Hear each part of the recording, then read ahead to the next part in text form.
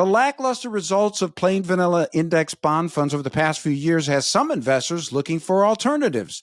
Today's audience-requested ETF battle is a triple header between quant-focused, systematic bond ETFs from Avantis, Dimensional, and BlackRock. So who wins the battle? Stick around to find out.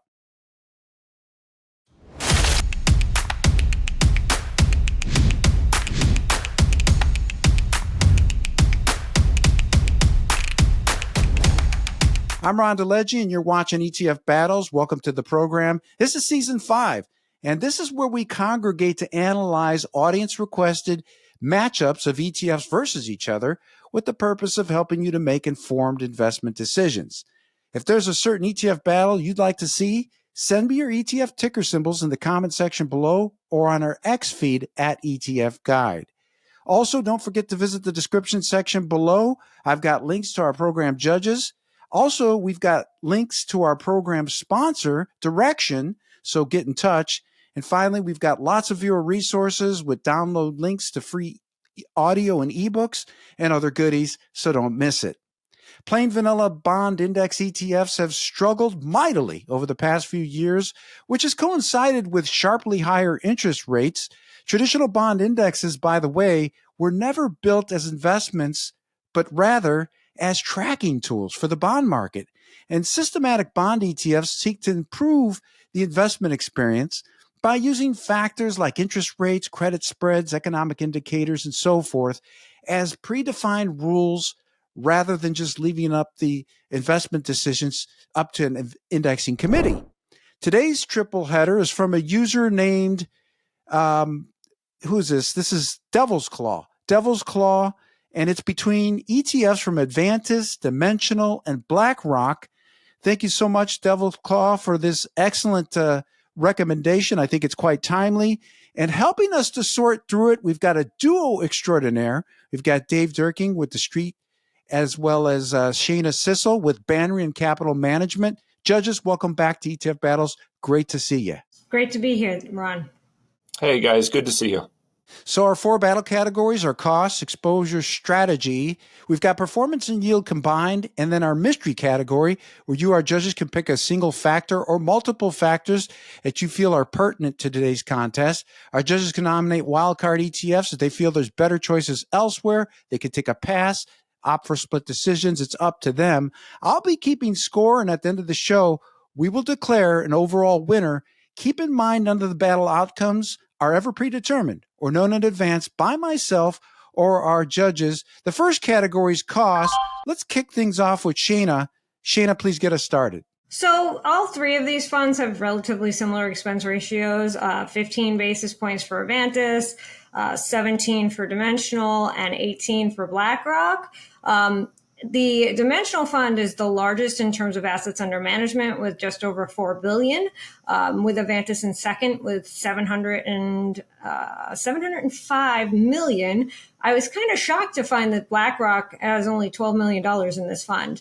But when it comes to costs, they're all kind of the same. We can talk like 1 basis point, 2 basis points, whatever. If I have to give it to anyone, I'd give it to Avantis just because they have the lowest expense ratio. But in terms of like just trading spreads, they're all the same. So they're all equally as easy to trade. So just for having the cheapest expense ratio, I'll give it to Avantis. But quite frankly, you can't go wrong with any of them in terms of cost. Thank you, Shana. Dave, you're up next. How do you see it when it comes to cost? Yeah, I see it pretty much the same. I don't have a lot to add to what Shana said here. The only thing that I noticed is the iShares bond ETF. The spread is a little higher than the other two, but again, it's pretty tight across the board here. I'm also going to go with Avantis based on the lowest expense ratio, and spreads are pretty tight, so it's good and tradable too. That takes us next to exposure strategy. Dave, you're still up, so break it down for us. Yeah, this is one where you really kind of have to dig into these funds to find the differences because they all kind of use a factor selection process. They look at credit risk and duration and yield premiums and things like that to select the portfolio. So it's not necessarily just a plain vanilla portfolio. So I think that's a good thing. Each of them has kind of a different strategy as where they can invest along the credit spectrum. Most of them right now are almost entirely investment grade, so that's pretty much the same as well. One of the differentiators for me on this one is that both Avantis and Dimensional are actively traded funds, and I think that's going to be an advantage going forward since the bond market is a little more volatile now. There's a little more uncertainty around where the Fed is going to take interest rates and corporate default rates rising and things like that. So I think that'll be important, especially since you can get it as cheap as you can with these funds. The other thing that I noticed on here is that Avantis has the lowest mortgage-backed security exposure, which I also think might be a good thing heading forward with some of the risks in the real estate market right now. So for those reasons, I'm going to go with the Avantis fund as my winner in this category based on its active management and some of the factors that it uses to select its securities. Shana, you're up next. How do you see it when it comes to exposure strategy? I agree with a lot of what Dave said. The Dimensional Fund and the Avantis Fund are both actively managed, so there's some fund manager skill that's involved. The BlackRock Fund is a quant model that has some interesting inputs, but it is passive in many respects. There isn't anything in particular that stands out. I think that the Dimensional Fund has the broadest mandate in terms of what it invests in, but as Dave pointed out, it has mortgage-backed in there. I'm not sure that's a place I personally would want to be. And I do believe that the Avantis prospectus allows it to invest in those types of securities if it wants to, it just is choosing not to. So that is, in my estimation, a manager skill that I agree with.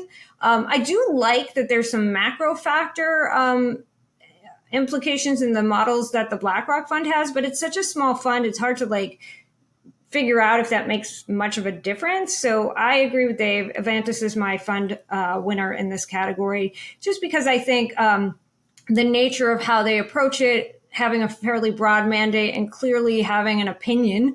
These fund managers are clearly making bets here based on, where they think the best opportunities are, is the main reason I choose the Avantis fund. That takes us next to performance and yield. So Shana, you're still up. How do these three ETFs look when it comes to performance and yield? So I can't say that any of them stand out particularly. If I had to choose one, the Dimensional Fund has, moderately better performance compared to the other two. There are other bond funds, though, that I like better. They all kind of have the same yield, but again, the Dimensional Fund has 4.73% versus the BlackRock at 4.24% and the Avantis one at just over 4%. So Dimensional wins for me. None of them are substantially beating the others by massive amounts. They're all kind of in line, 50 basis points here or there, depending on the time period. And all of the yields are roughly the same. I'm basing my yield numbers on the distribution yield that I found in my research when I was doing the comparison. If you go to the Avantis website, it says that the yield is like 5. The SEC yield is 5.15, I think. They all pay monthly. They're all attractive from that respect. But for me, Dimensional wins this one just on the margin, with slightly better performance than the other two and slightly better yield than the other two. Dave, you're up next. How do you see it when it comes to performance and yield? Yeah, I see it pretty much the same. Within these three funds, I'm not sure I've ever seen a case on one of these ETF battles where the returns and the yields are pretty much as tight as they are across all three funds. If you go back to the Dimensional funds, November 2021 inception, this is about as long as you can go back and get performance history across all three of them. They're all down about 9%, give or take. So, returns are pretty much the same. If you look at the current SEC yields on the fund, they're all right around 5%. So it's very minor differences across both performance and yield. I don't think there's really much of a differentiator in absolute terms across all three of them. So I'm just going to keep it simple. I'm just going to call it a split decision. Historically, at least, there's just not that much of a significant difference across all three of them. That takes us next to our mystery battle category. This is where our judges can pick a single factor or multiple factors that they think are crucial to today's matchup. So, Dave, what is your mystery battle category and which of these ETFs wins it? Well, I'm going to piggyback on the performance category here, and I'm going to look at risk exposures. And specifically, I'm looking at risk-adjusted returns, because even though these three funds have virtually identical returns since the dimensional fund's inception, the dimensional fund has actually done it with 10% less volatility than the other two over the past year. And I think, again, risk mitigation is going to be an important factor going forward. I think you want to minimize risk if at all possible. And if you can get it with a similar yield to some of these other funds, I think that's an advantage that investors should be looking at.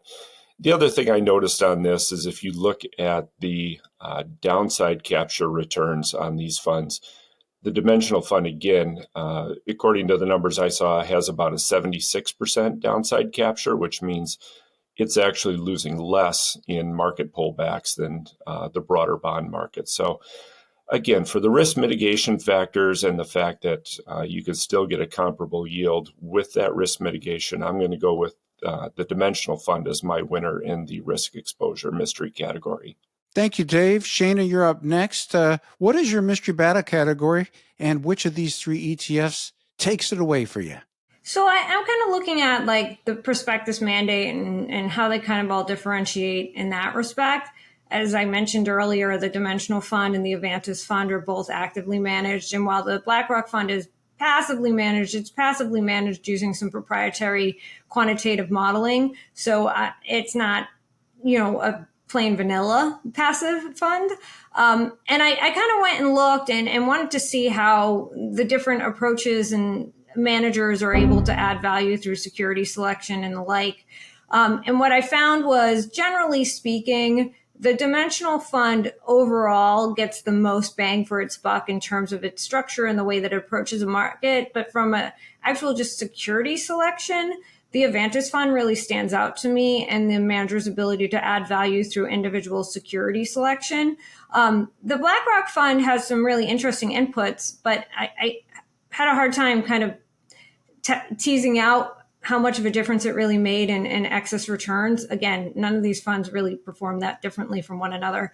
So in my opinion, I'm going to give it to Avantis just because of manager skill.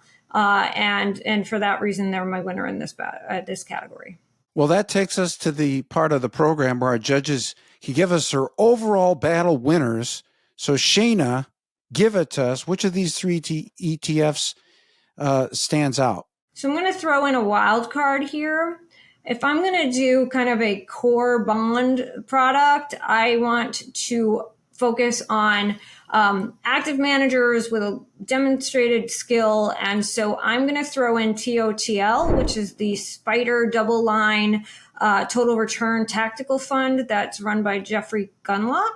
And it's because he is a talented manager with significant expertise. He says some crazy stuff politically, and he's, controversial on Twitter, but you can't deny the fact that he's very, very skilled. Him and Bill Gross are probably two of the best bond managers that have ever lived. So for me, performance wise, that fund is kind of differentiated from these two, from the three in the category, sometimes for the better, sometimes for worse. For example, on the 3-month and year-to-date number, it's certainly outperformed. 1 year, it's kind of in line, but for the ability to have like a 3-year number and the since inception's number, it's done much better. It also has better yield at almost 50 basis points ahead of the highest in the battle. So for me, I'm going to have TOTL as my winner, my wild card in this battle. I just think that there were much more interesting bond funds than the three that were put up in this particular battle. Thank you, Shana. That's a strong wild card suggestion. We appreciate that. Dave, your final chance to weigh in with your overall battle winner. Give it to us. Yeah, I think within these three funds, there's really not much difference across the three of them. They're similar on cost. They're similar on, selection criteria. Their composition is pretty similar. Their yield, their performance is all similar. So you really have to kind of, split hairs here to kind of find differences. Between these three funds, I'm going to go with the Avantis Fund as my winner here. I think as far as exposures, I like that it has more minimal risk exposure to some areas, which I think are questionable and you want to stay away from right now. It's the cheapest of the funds, but admittedly by a narrow margin. But I just like some of those factors. I like that it's actively managed. But again, this is just a narrow victory. I think these are three similar funds, but I'm going to go with Avantis as my winner. Well, our judges have spoken, and according to my battle scorecard, today's winner is a split decision between the Avantis ETF, AVIG, and the surprise wild card from Shana, TOTL. That's a spider ETF managed by Jeffrey Gunlock. And I think our judges brought some great commentary and analysis to today's bond ETF matchup. AVIG, of course, being an actively managed ETF. Our judges agreed on that particular ticker symbol multiple times as far as the cost, the overall exposure strategy. I thought that the fact that it has AVIG, a lower exposure to the mortgage bond securities market, I thought that was a great point by Dave, and Shana agreed. And Shana bringing up TOTL, which she feels can benefit from that active management. Gunlock, of course, minus his crazy views and crazy quotes, has backed up his talk with actual performance, and he has been a good performer in this particular category, bonds. And so, keep that ETF if you're looking at something that's different than a traditional bond index, or maybe looking at an alternative for a core bond solution. Definitely keep that one on your radar, TOTL. Well, thank you again, judges, for your excellent analysis and helping us with today's ETF showdown. Couldn't have done it without you. Thank you so much for having me, Ron. It's always fun to be here. Yeah, good to talk to you guys. Thanks for having me. Be sure to visit the description section below. We've got research links to our judges. Also, while you're there, check out the link to our program sponsor, Direction. A big thanks to Devil's Claw for this particular ETF battle suggestion. We appreciate that. What about you? Do you have a good matchup in mind? Which ETF battle would you like to see on the next episode? Send me your ticker symbols in the comment section below or on our X feed at ETF Guide. I'm Ron DeLegge. Thanks for watching. We'll see you on the next show.